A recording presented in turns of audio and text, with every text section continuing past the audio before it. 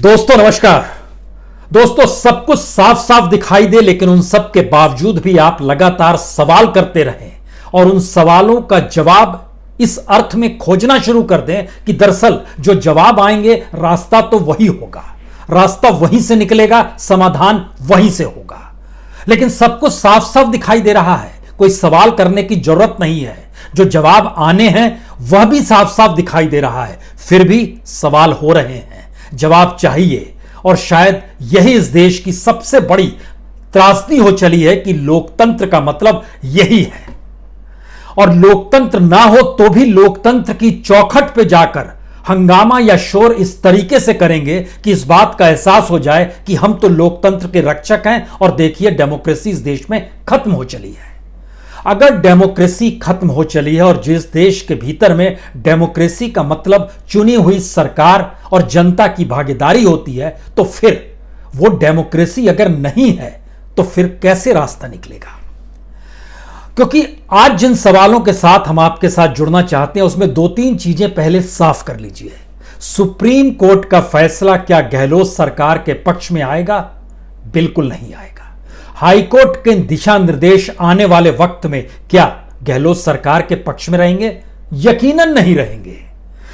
कल जब राजभवन का घेराव देश भर में कांग्रेस करेगी, उससे क्या मैसेज चला जाएगा कि डेमोक्रेसी खतरे में है? बिल्कुल नहीं जाएगा, क्योंकि अतीत के पन्ने फिर पलटे जाएंगे, फिर बताया जाएगा। और इन सब के बीच मीडिया की भागीदारी क्या इस रूप में होगी कि वह निष्पक्षता के साथ मौजूदा वक्त और अतीत की परिस्थितियों का आकलन करे? यकीनन नहीं करेगी। तो फिर सब कुछ तो साफ साफ दिखाई दे रहा है। तो आज बात की शुरुआत हम इस बात से करते हैं कि जब 10 अगस्त को कांग्रेस में नए अध्यक्ष का चुनाव होना है, क्योंकि सोनिया गांधी का कार्यकाल 10 अगस्त को पूरा हो रहा है, तो इसके बाद कौन अध्यक्ष होगा? कोई सुगबुगाहट आपको कहीं दिखाई नहीं देगी, क्योंकि या तो सोनिया गांधी ही होने वाली हैं या फिर राहुल गांधी को दोबारा अध्यक्ष बनाने की दिशा में कुछ शोर होगा, कुछ हंगामा होगा, कुछ अधिकार वो चाहेंगे। ये सारी परिस्थितियां आ सकती हैं, लेकिन किसी तरीके की हलचल समाज के भीतर आपको कांग्रेस को लेकर या उनके अध्यक्ष को लेकर कहीं सुनाई नहीं देगी। 10 अगस्त तक भी सुनाई नहीं देगी। शोर किस बात का होगा? राम मंदिर बनने वाला है।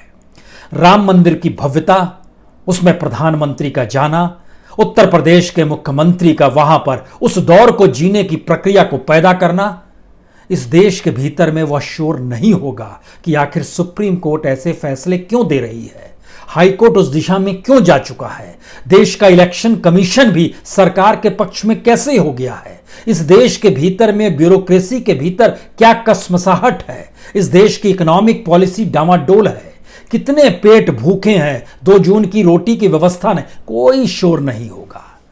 अब सवाल है कि वो राजनीति जो बार बार इस बात का एहसास कराती है कि असल हमको जनता ने चुना है और अब चुनी हुई सरकार को ही बेदखल करने की स्थिति में अगर दिल्ली आ गई है, तो हम अब देश भर में घेराबंदी करेंगे और आने वाले वक्त में प्रधानमंत्री के घर को भी घेर लेंगे।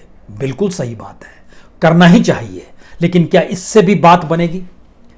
हमें लगता है कि आज कांग्रेस का ही जिक्र करने की जरूरत है, क्योंकि कांग्रेस के जरिए जरा इस देश की राजनीतिक अवस्था को समझ लीजिए, मौजूदा वक्त में क्या कुछ हो रहा है इसे जान लीजिए, और लड़ने के तरीके होने क्या चाहिए यह भी जान लीजिए। क्योंकि कांग्रेसी अभी भी सुविधा खोजते हैं, अभी भी वह चाहते हैं कि उनकी अपनी पावर की मौजूदगी हमेशा उनके साथ रहे, और जब वो चले तो भीड़ पीछे चले। यह स्थिति इस देश की नहीं है, और यहीं से इस बात की शुरुआत हमें लगता है करनी चाहिए, क्योंकि यह हर किसी को पता है मौजूदा वक्त में आरबीआई हो, बैंक हो, देश के इंडस्ट्रियल सेक्टर हो, कॉरपोरेट सेक्टर हो, एमएसएमई की स्थिति हो, छोटे व्यापारियों की स्थिति हो, कृषि प्रधान देश है, लेकिन जो किसानों की स्थिति है, जो मजदूरों की स्थिति है, सब की स्थिति डामाडोल है। और बार बार मौजूदा वक्त में कोविड को ही हर कोई ढाल बना रहा है। इस ढाल के जरिए कहा जा रहा है हमारी इकोनॉमी नीचे चली गई, इसी ढाल को बनाकर कहा जा रहा है कि मौजूदा वक्त में तो आप घर में कैद रहिए, स्थिति ठीक हो जाएगी, जब ठीक होगी तब बाहर निकलेगा। लेकिन कोई विजन देश के सामने सरकार का है ही नहीं। इसीलिए चाहे वो सीमा पर चीन का सवाल हो, चाहे देश के भीतर में अपनी डूबती हुई अर्थव्यवस्था का सवाल हो, सब पे हर कोई ने मौन व्रत धारण कर लिया है। और जब इन पन्नों को हमको लगता है आज पलटने की कोशिश करें तो कुछ बातें और साफ होनी चाहिए। जो छिटपुट आरोप राहुल गांधी लगाते हैं, जो छिटपुट तरीके से कांग्रेस ट्विटर के जरिए चीजों को सामने लाती है, अब इसका वक्त नहीं है। गहलोत क्या नहीं जानते थे कि जिस राजभवन के भीतर वह विरोध के लिए जा रहे हैं, प्रदर्शन के लिए जा रहे हैं, 1993 में उसी जगह पर भैरव सिंह शेखावत भी पहुंचे थे और इसी तरीके से उन्होंने भी धरना दिया था। तब दिल्ली में कांग्रेस की सरकार थी। लेकिन तब और अब में एक बड़ा अंतर आ चुका है। उस समय इंस्टीट्यूशंस फिर भी सक्रिय होना चाहते थे। इंस्टीट्यूशन के भीतर काम करने वाले लोगों के कुछ सवाल थे क्योंकि चीजें ट्रांसपेरेंट नहीं थी। अब तो सब कुछ ट्रांसपेरेंट है, तब आप क्या करेंगे? और खास तौर से शुरुआत हमको लगता है आज कांग्रेस के अध्यक्ष को लेकर ही की जाए, क्योंकि 10 अगस्त को कांग्रेस में नया अध्यक्ष आएगा, या कहें सोनिया गांधी का कार्यकाल खत्म हो रहा है। पुराने पन्नों को पलटेंगे तो राहुल गांधी दिसंबर 2017 में अध्यक्ष जरूर बने थे, लेकिन अगस्त में फिर सोनिया गांधी, अगस्त 2019 में दोबारा सोनिया गांधी आ गई और 10 से 1 साल का कार्यकाल था जो 2020 में पूरा हो रहा है। लेकिन क्या वाकई कांग्रेस अध्यक्ष पद पर गांधी परिवार ही रहा है? क्योंकि आजादी के बाद से जब जब परिस्थिति टटोलना शुरू कीजिएगा तो गांधी परिवार कांग्रेस के अध्यक्ष पद पर बहुत कम रहा है। सोनिया गांधी सबसे ज्यादा वक्त रही है, 1997 से लेकर लगातार 2017 तक रही है। इतनी लंबी अवधि में कभी इसका अतीत कांग्रेस का रहा ही नहीं है। इवन जवाहरलाल नेहरू जब इस देश में पहली बार नेशनल गवर्नमेंट के प्राइम मिनिस्टर के तौर पर बने, उस समय भारत में 1946 में कांग्रेस के अध्यक्ष थे नेहरू, लेकिन उसके बाद जेबी कृपलानी बने 1947 में, 1948-39 में पट्टाभी सीतारमैया बने थे, 1950 में पुरुषोत्तम दास टंडन बने थे, और इलेक्शन का प्रोसेस जब शुरू हुआ 1951 में तो नेहरू दोबारा अध्यक्ष बने, लेकिन नेहरू भी 1951 से लेकर 1954 तक बने, उसके बाद वो नहीं बने।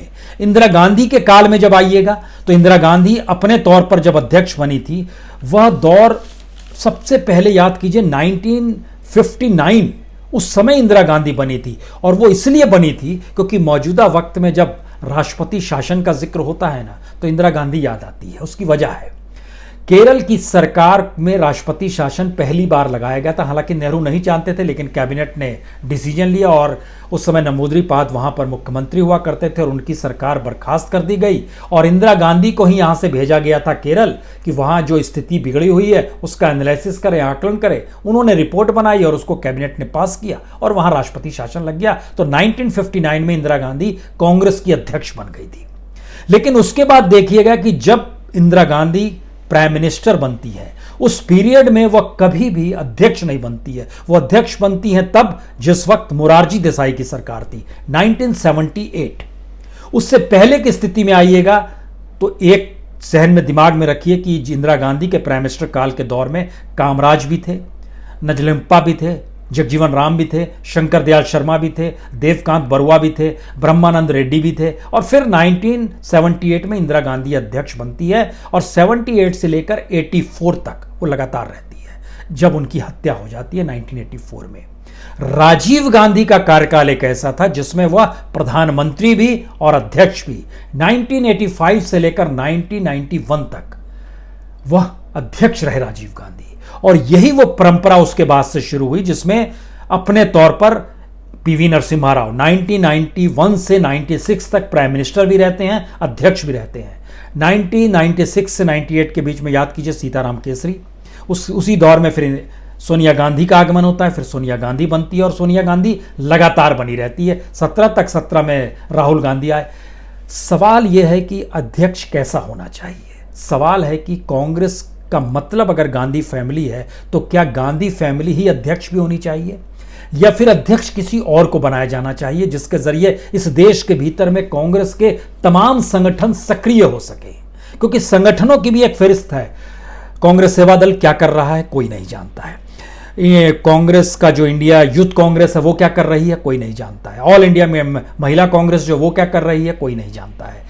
इंटेक क्या कर रहा है जो ट्रेड यूनियन में जाता था कोई नहीं जानता है। एनएसयूआई की भूमिका यूनिवर्सिटीज में कितनी सिमट गई है यह कोई बताने की जरूरत नहीं है।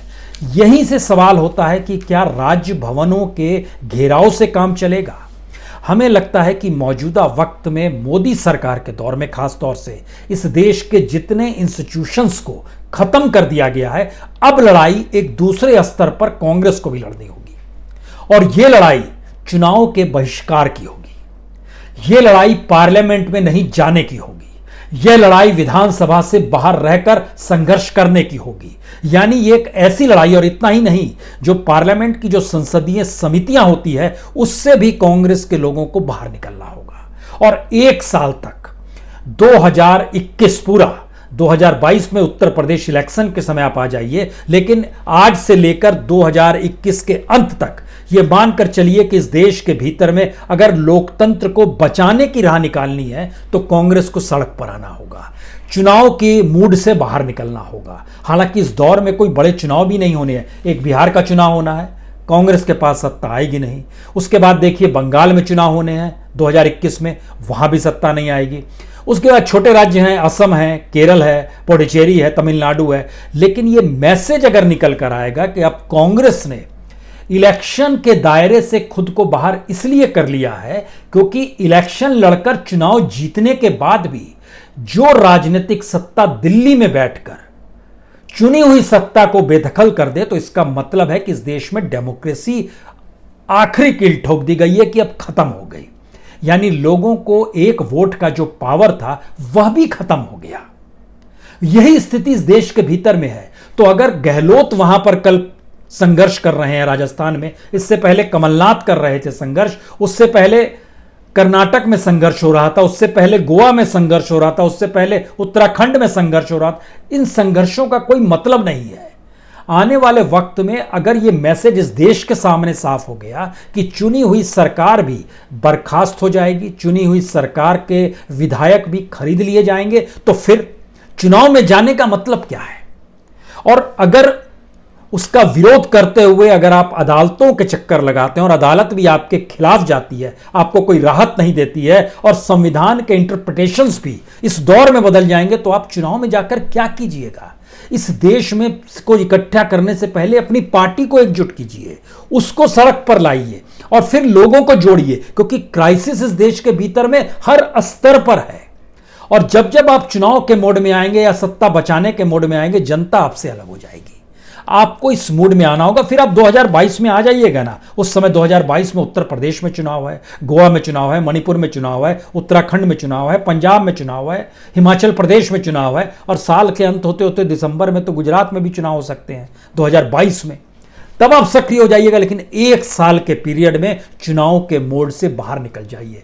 इसलिए निकल जाइए क्योंकि मौजूदा वक्त में कमोवेश हर सेक्टर की स्थिति नहीं, बल्कि हर सेक्टर को संभाले हुए जो लोग थे उनकी बातों को यह देश सुन रहा है, जान रहा है। मसलन 2 दिन पहले उर्जित पटेल जो आरबीआई गवर्नर थे, उन्होंने क्या कहा? उन्होंने बहुत साफ तौर पर कहा कि इस देश के कॉरपोरेट और अपने साथियों को लाभ पहुंचाने के लिए ही जो इंसॉल्वेंसी और बैंकरप्सी कानून है उसको कमजोर किया गया, आरबीआई के पावर्स को कमजोर कर दिया गया। और फरवरी 2018 में जब आरबीआई ने एक नोट जारी किया यह कहकर कि जो भी कर्ज नहीं चुकाएगा बैंक का, उसको डिफॉल्टर जब घोषित किया जाएगा तो उस कंपनी के जुड़े हुए जो प्रमोटर्स हैं वह उस डिफॉल्टर कंपनी के ऑक्शन में शामिल नहीं हो सकते हैं।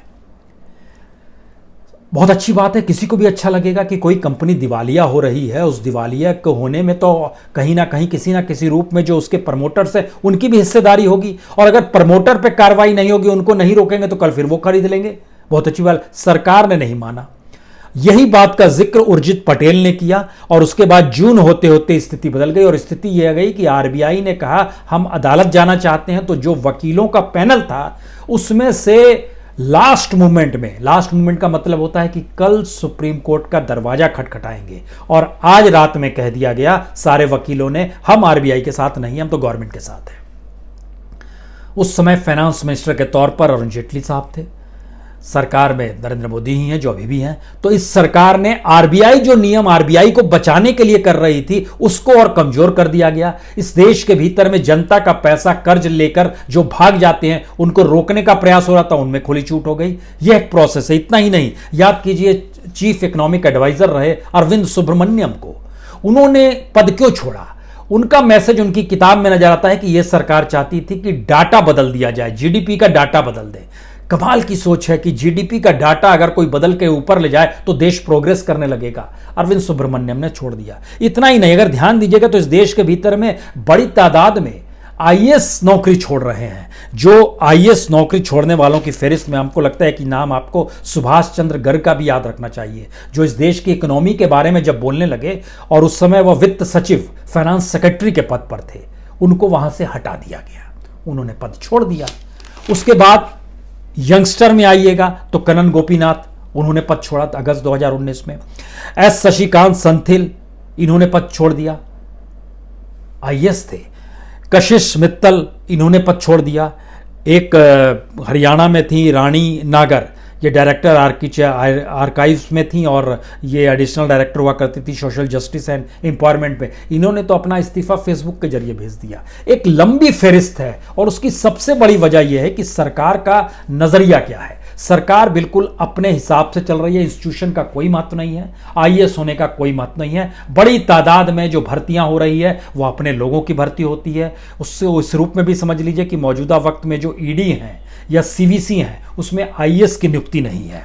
सीवीसी और ईडी दोनों पदों पर जो शख्स बैठे हुए हैं वह लोग जो हैं वह एक तो आईआरएस है जो संजय कुमार मिश्रा हैं जो ईडी में है, और जो सीवीसी में है चीफ विजिलेंस ऑफिसर जो है वो इंडियन पुलिस सर्विस ऑफिसर से आए हुए हैं, यानी आईपीएस है शरद कुमार, वो उससे निकले हुए हैं, वो उनके अनुकूल हैं।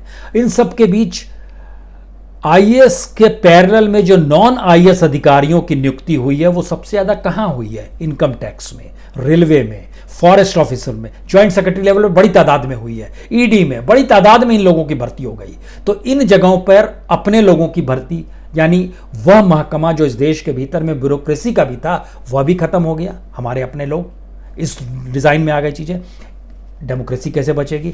इसके बाद आइए, जो एनपीए का जिक्र बार बार होता है, हमको लगता है जब मनमोहन सिंह सरकार जा रही थी 2014 में, तब का एनपीए सिर्फ 2,25,000 करोड़ था और आज की तादाद में ये 10 लाख करोड़ हो गया है। इस 10 लाख करोड़ से इतर 6 लाख करोड़ वह है जो माफ कर दिया गया, जिसको कि बैंक के बुक से हटा दिया गया। और उसके बाद आरबीआई अब जानकारी दे रहा है कि आने वाले वक्त में स्थिति इतनी बिगड़ने वाली है कि जो एनपीए है वह हाईएस्ट पॉइंट पर चला जाएगा, सबसे बड़ा 20 साल में। और ये परसेंटेज बहुत हाई है। मसलन अगर आप समझना चाहें तो कॉरपोरेट का जो परसेंटेज है पब्लिक सेक्टर बैंक पे एनपीए का वो 58%, एमएसएमई जिसको बचाने की जद्दोजहद जो लगातार हो रही 82%, और इंडिविजुअल लेवल पे जो लोग लोन लेते हैं वह भी पैसा नहीं लौटाते हैं, वह भी जो कन्वर्ट हुआ है वह भी 80% तक का है। इसका मतलब है कि एक के बाद एक इंस्टीट्यूशन, ये गहलोत की सरकार जा रही है इसलिए इस देश में डेमोक्रेसी खत्म हो रही है, ये कोई मतलब नहीं है, क्योंकि डेमोक्रेसी तो है नहीं। और डेमोक्रेसी नहीं है तो उसमें गहलोत की सरकार क्या, और आने वाले वक्त में पंजाब के कैप्टन की सरकार क्या, और छत्तीसगढ़ में बैठे बघेल की सरकार क्या? कोई मतलब नहीं है इन चीजों का। तो लड़ाई अगर सत्ता के लिए लड़ी जाएगी तो जनता आपके साथ खड़ी नहीं होगी। आपको जनता के साथ खड़े होना है और इस सत्ता की लड़ाई को जनता की लड़ाई बनाना है। यह समझ हमें लगता है कि नहीं आ पा रही है ना कांग्रेस के भीतर इस बात की, क्योंकि हर किसी को अपने तौर पर पद चाहिए और उस पद के जरिए वह लड़ाई भी लड़ना चाहता है तो इस ताकत से लड़ना चाहता है जहां पर उसकी महत्ता हो, जबकि आपको जनता के साथ खड़ा होना होगा। संस्थानों के भीतर जो ब्यूरोक्रेसी है, इस देश के भीतर में जो इंस्टीट्यूशंस नहीं काम कर पा रहे हैं, उनको सक्रिय करने के लिए उनके साथ खड़ा, भूल जाइए कुछ देर के लिए। और हमें लगता है कि अब जब संसद का सत्र भी शुरू हो, कांग्रेस को तो चाहिए कि बाहर एक मकान ले ले, एक किराए का मकान ले ले, उस मकान में खोले कि सारे पार्लियामेंट्रीज यहीं बैठेंगे।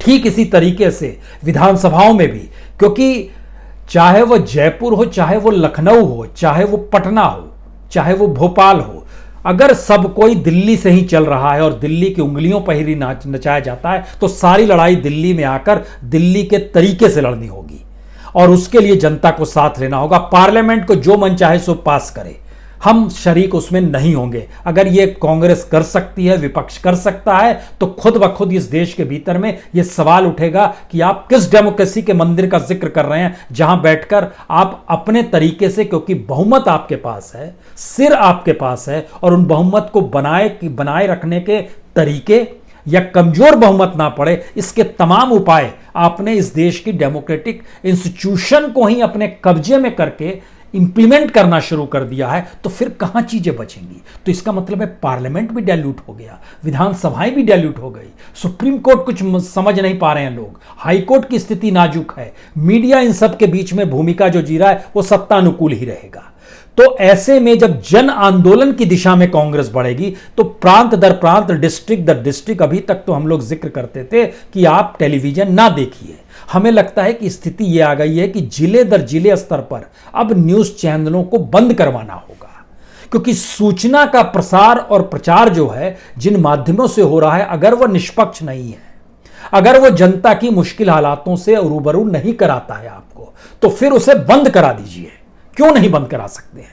डिस्ट्रिक्ट दर डिस्ट्रिक्ट लोग खड़े हो जाएंगे और जिले दर जिले चीजें, और ये गांव तक की स्थिति होनी चाहिए। लेकिन इसके लिए आपको चुनाव के रास्ता छोड़ना पड़ेगा और उस रास्ते को पकड़ना होगा जो जनता के साथ, जनता के मुश्किल हालातों के बीच खड़ा होगा। हमारे कहां से यहां पर गोलबंदी कांग्रेस अपनी भी कर सकती है, जो उसके तमाम फ्रंटल ऑर्गेनाइजेशंस हैं जो बिखरे पड़े हैं उसे भी जोड़ सकती है। इस देश के भीतर में विपक्ष जो लगातार सेंटर की एजेंसी के साथ रेंगते रहता है और फंसा रहता है इसमें, और चंद सुविधा पाने के लिए कहीं एमएलए बन जाए, कहीं सांसद बन जाए, कहीं कोई पद मिल जाए, इन सब को छोड़िए एक साल के लिए और कूद जाइए जनता के साथ उन परिस्थिति में, क्योंकि आपके पास कुछ भी नहीं बच रहा है और आपके अनुकूल कुछ भी फैसला नहीं होगा और सब कुछ ट्रांसपेरेंट है। इन स्थितियों में इस देश की लड़ाई लड़नी होगी, अन्यथा आपके पास कुछ नहीं आएगा। क्योंकि इस देश के भीतर में जब श्रमिक घर लौट रहा था तो क्या आंकड़े आए? आंकड़े आए कि 110 मौतें रेलवे में हो गई। यह आंकड़ा चौंकाता है, 110 मौत रेलवे में हो गई। दूसरा आंकड़ा फिर निकल कर आया कि दरअसल 428 करोड़ का लाभ भी रेलवे ने कमा लिया इसी दौर में। यह कौन सी स्थिति है? जब आप एनपीए में जाते हैं तो इस देश के भीतर में होटल्स का एनपीए 45,000 करोड़ का है, एयर इंडिया के ऊपर जो है वो लगभग 30,000 करोड़ का है, रियल एस्टेट का लगभग 2,30,000 करोड़ का है।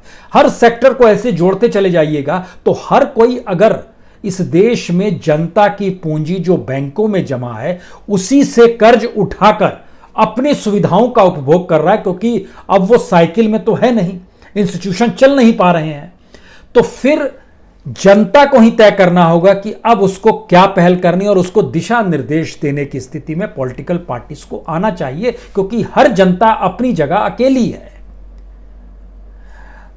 जनता को जोड़ने के लिए खुद को जोड़िए और खुद को जोड़ने के बाद जब आप संघर्ष करेंगे तो वह जनता खुद ब खुद आपसे जुड़ेगी। लेकिन यह सोचिएगा कि राजभवन जनता घेर ले तो जनता घर से नहीं लेगी। लेकिन जिस दिन यह सोच लीजिएगा राजभवन इसलिए घेर रहे हैं कि अब हमें सत्ता नहीं चाहिए, हम इस देश में डेमोक्रेटिक सेटअप चाहते हैं और कॉन्स्टिट्यूशन में लिखे हुए शब्दों का इंप्लीमेंटेशन इस देश में चाहते हैं, तो चीजें लौटेंगी। इस देश में जीने का अधिकार लोगों को मिलना चाहिए, इस देश के भीतर में रोजगार पैदा होना चाहिए, इंडस्ट्री चलनी चाहिए, कॉर्पोरेट चलना चाहिए, किसानों को सारी सुविधाएं मिलनी चाहिए। ये कौन सी दूर की गोटी है, लेकिन वह सारी सुविधाएं उस सत्ताधारी पॉलिटिकल पार्टी के हिस्से में क्यों आती है जिसकी सत्ता होती है, और उसके बाद किसी की भी सत्ता आ जाए वह भी उसी रूप में अगर ट्रांसफॉर्मेशन उसका हो जाता है तो कोई अंतर नजर नहीं आएगा। कल कांग्रेस थी, आज बीजेपी है, कल कोई और होगा, फिर कोई और होगा, अंतर किसी में नजर नहीं आएगा, सभी एक ही खांचे में नजर आएंगे। और इसी परिस्थिति का लाभ मौजूदा वक्त के प्रधानमंत्री मोदी ने उठाया है, जहां वो खुद को अलग थलग बतलाते हैं और पूरे इंस्टीट्यूशन को नए तरीके से उन्होंने पूरी तरह खत्म कर दिया। यानी कल तक जो छुप छुपा के होता था वो ट्रांसपेरेंट कर दिया उन्होंने कि ये देखिए पारदर्शिता हम ऐसे ही करेंगे, अब आप कीजिए, आपको कोई अल्टरनेटिव नजर नहीं आएगा। अल्टरनेटिव इसलिए नजर नहीं आएगा क्योंकि जनता के सवाल ही गायब है, तो अल्टरनेटिव कहां से आएगा? आपके अपने सवाल हैं, उस सवालों से जनता को कोई मतलब नहीं है। अब वहां पर गहलोत सीएम रहे या सचिन पायलट रहे या वसुंधरा राजे फिर से आ जाए या XYZ कोई दूसरा आ जाए, क्या असर पड़ेगा जनता पे? एक सवाल है। असर तब पड़ेगा जब संघर्ष का रास्ता जनता के बीच से निकालने की इस लिहाज से कोशिश होगी। अब तब तक चुनाव नहीं जब तक इस देश में डेमोक्रेटिक सेटअप नहीं होगा। चूल्हे हिल जाएंगे इस देश में बैठी हुई दिल्ली की सत्ता की। आजमा के देखिए, पार्लियामेंट को खारिज कीजिए, विधानसभाओं को खारिज कीजिए, तब देखिए क्या स्थिति बनती है। बहुत बहुत शुक्रिया। बहुत बहुत शुक्रिया।